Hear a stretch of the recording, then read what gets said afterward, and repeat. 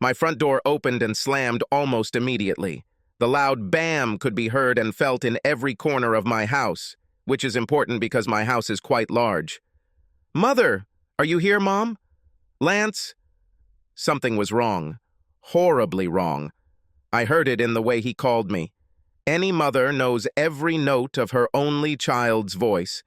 The man calls out to his mother in such a tone of desperation for one reason and one reason only. It was a cry of death. More precisely, the last plea to be delivered from her. For a man to take this to his mother means that he has given up all hope of surviving the ordeal. Rushing into the living room, I saw my son standing in the foyer of my home, and let me tell you, his look matched the desperation with which he was calling for me. His shoulders slumped, as if the clothes were too heavy for him. The eyes looked like they were sunk into his head. The face was flooded with tears. He looked as if death was hanging over him.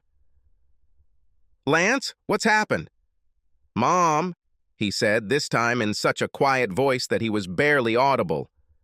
We walked up to each other and I hugged him tightly, just like when he was younger. Lance was now a little taller than me, so he had to lean down to return the hug. No matter how old a boy is, he will always need his mother. "Honey, what happened?" I repeated. His cheek pressed against the top of my head and his arms tightened around me. "She's gone, Mom. Lily left." These words hit me hard. I panicked. Lily, my sister-in-law, was much more to me than Lance's wife. She was my daughter in every sense that Lance was my son. I loved her as much as I could have if she had come from my very womb.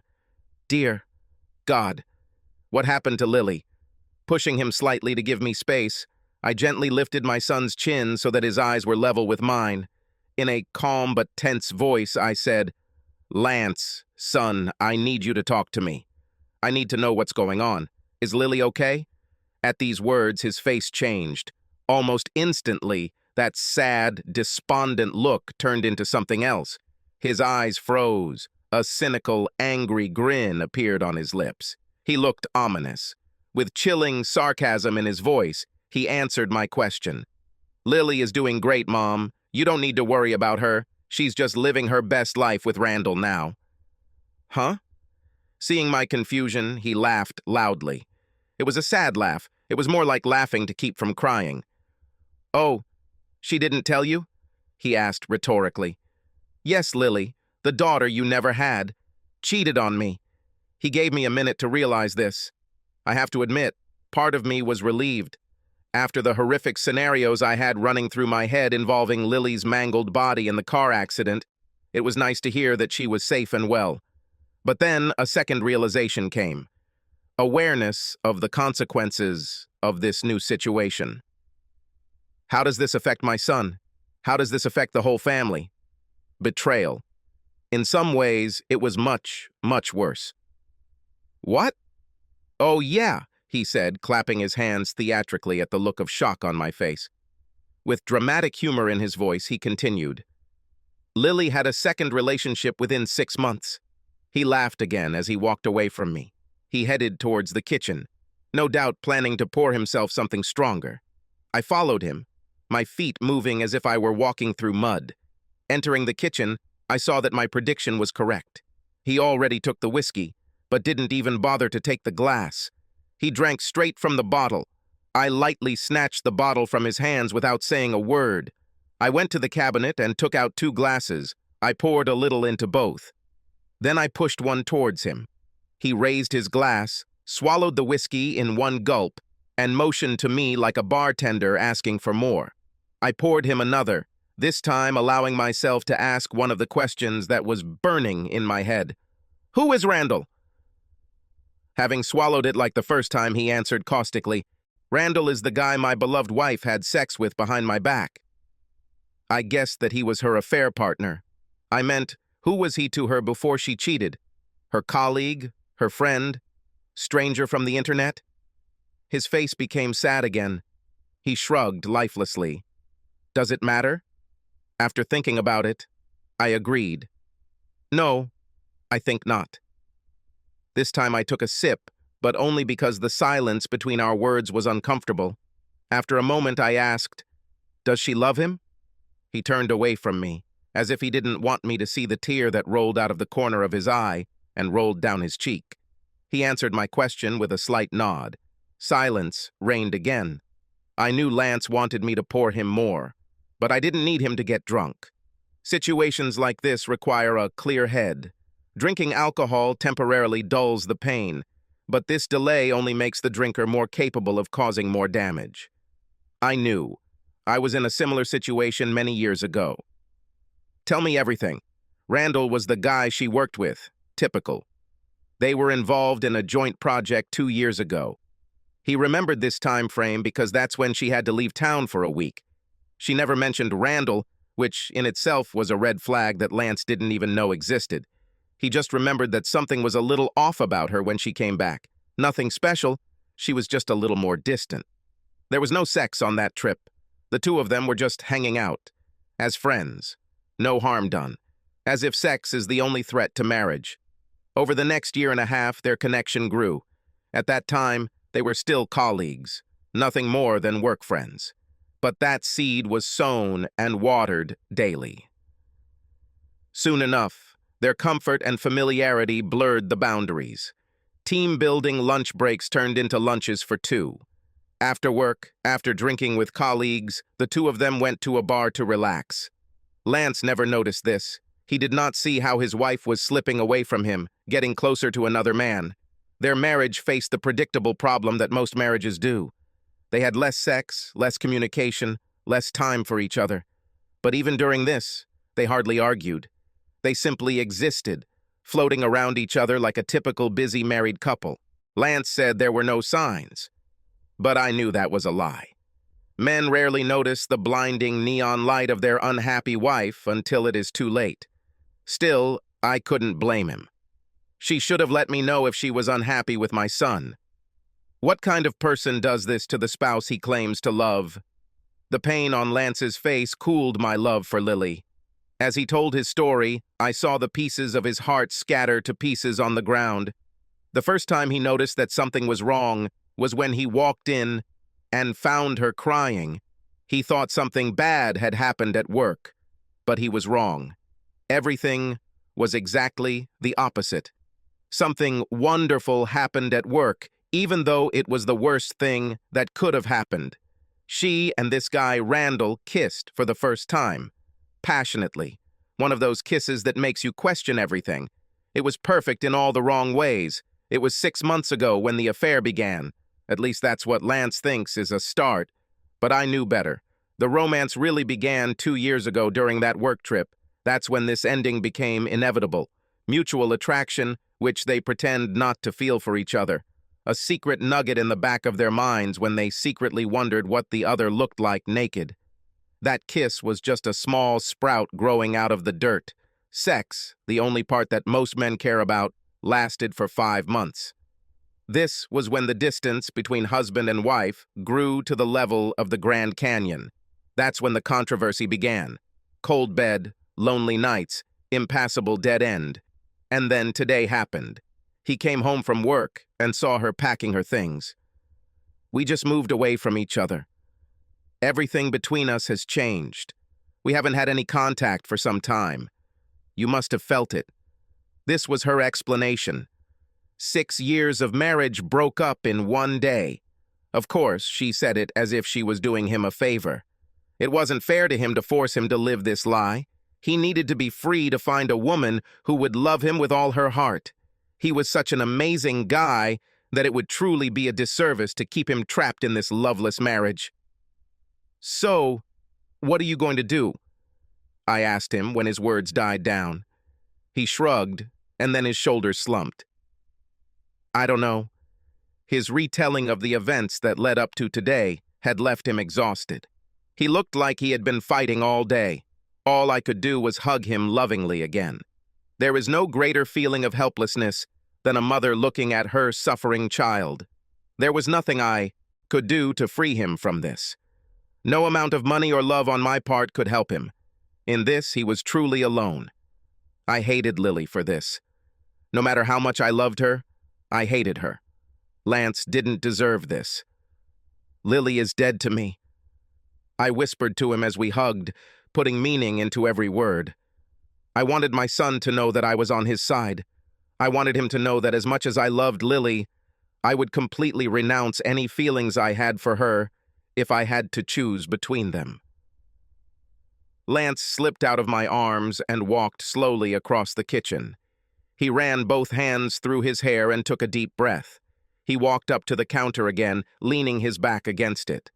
Just as I was thinking about how unscrupulous Lily was and what a disgusting woman she turned out to be, I heard Lance chuckle. It was bittersweet. Then words came out of his mouth that pierced me to the core. That must be how Dad felt. At first, the words didn't sink in. They sounded angry and hateful, so much so that I didn't immediately realize that they were directed at me. "What you said?" He turned to face me, and for the first time in decades, my son glared at me. "When you cheated on your dad and left him for Bill." He didn't have a chance to finish that sentence because my hand moved on its own. There was a loud bang that echoed spread out around the kitchen. How could he even force his mouth to say such nasty things? He was so young when it happened. He had no idea what happened between his father and me. Ever since my marriage to Thomas ended, all he knew was Bill. Thomas tried to fulfill his fatherly role in Lance's life, but I never asked him for anything when I left. I freed him completely and irrevocably. He got a house. He took the car. He didn't have to pay me any spousal or child support. The only thing I wanted from him was to live his own life. After all, he gave it to me. He disappeared and left Lance and I to live happily with Bill.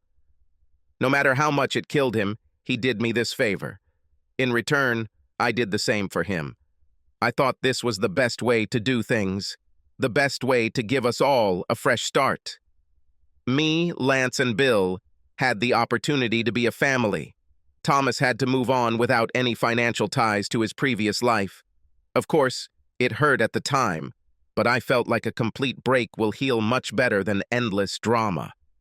Bill had money. He had a house. I had nothing to quarrel with Thomas about. In a sense, I was right. Lance had a good life. He went to private school. He went to one of the best colleges and graduated without student debt. He was able to start his career straight out of university and was now living a lucrative, wealthy life. Thomas was a hard worker, but there was no way he could give Lance any of that. This was the best way out of a confusing situation. At least that's what I thought. But now it seemed my son saw things differently. After that, the two of us stood there in silence, just looking at each other. I expected him to look apologetic, to feel remorse for his unjustified attack on me. But he didn't. He just stared at me, as if I had done him harm. Finally, I asked, "Why did you tell me this?" He sighed. "Because, Mom." "Because what?"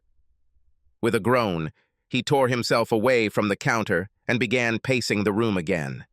The rhythmic sound of his footsteps echoed in the silence between our words. His tone then changed, going from angry to inquisitive as he asked, "What time will Bill be home this evening?" I almost screamed because he avoided the apology that was due to me, but I refrained. Suppressing my irritation at his sudden attack, I replied, "I don't know. You know Bill works late." He nodded thoughtfully in response to this information.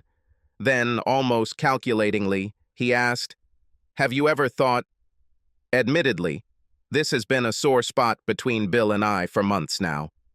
We argued about his late delays, his growing distance from me, and his lack of affection. I didn't know if Lance knew about it or not, which made me question why he even asked. I knew where he was going with this, and the very thought of where he was going with it disgusted me. "No, I'm sure," I said quickly. Such thoughts disgusted me. "Bill loves me. He is not capable of this." "You mean, loves like you loved Dad?"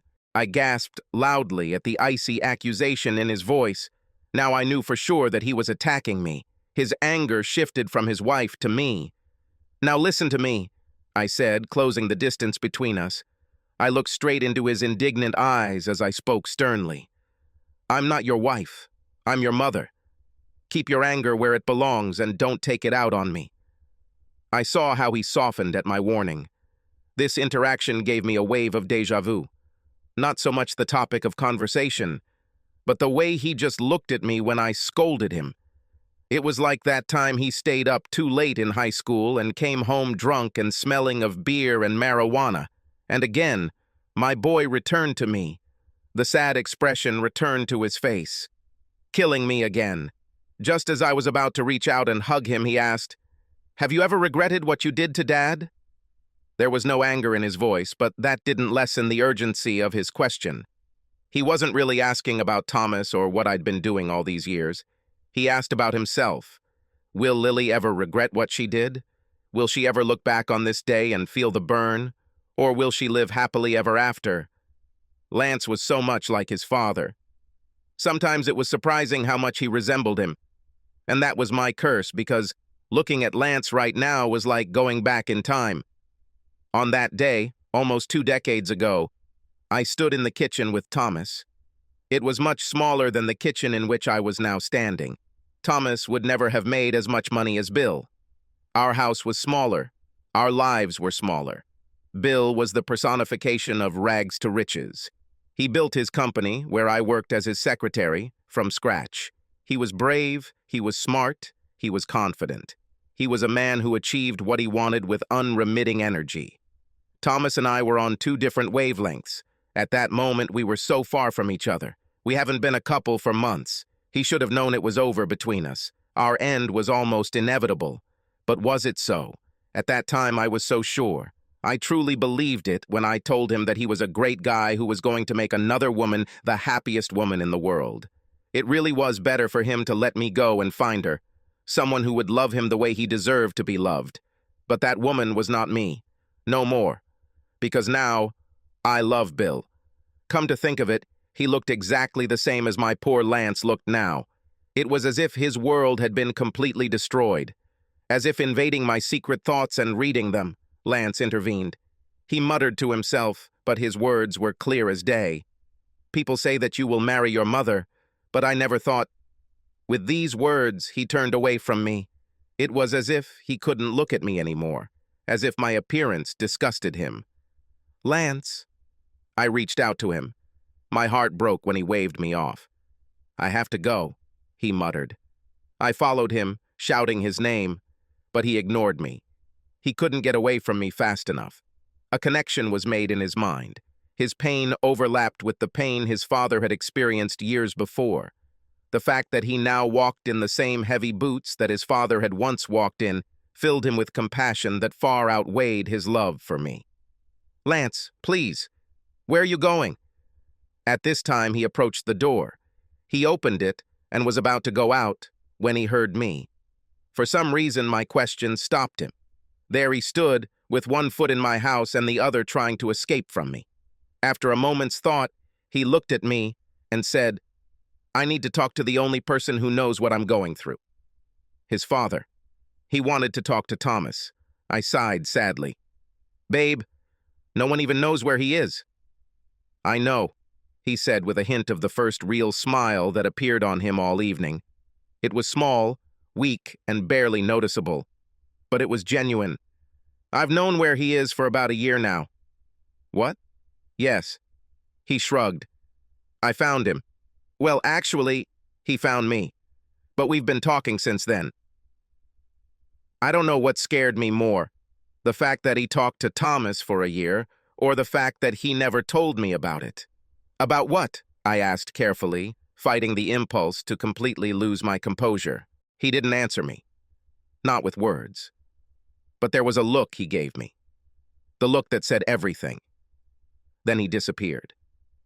Just like when he entered, the loud slam of the front door shook the entire house. At that moment, I felt more alone than ever. Of course, I will always be his mother. Nothing could change that, not even Thomas.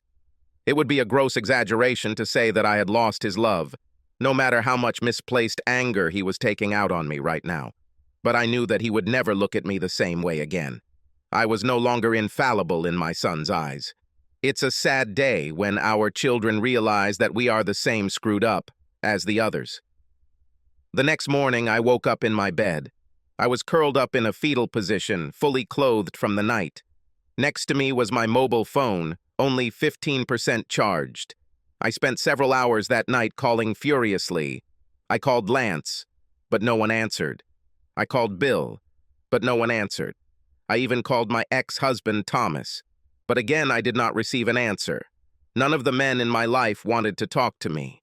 I felt the state of my devastated, tear-stained face even before I looked at the reflection in the mirror. I was a pathetic sight. I once had 2 men in love with me, vying for my affection, and now I couldn't even reach my husband. With a sad sigh, I splashed water on my face before going downstairs to make coffee. It didn't escape my notice that Bill didn't sleep in our bed. After the search of our ridiculously huge house, his presence was not felt in any room. Last night he didn't come home at all. Lately, this has been happening more and more often.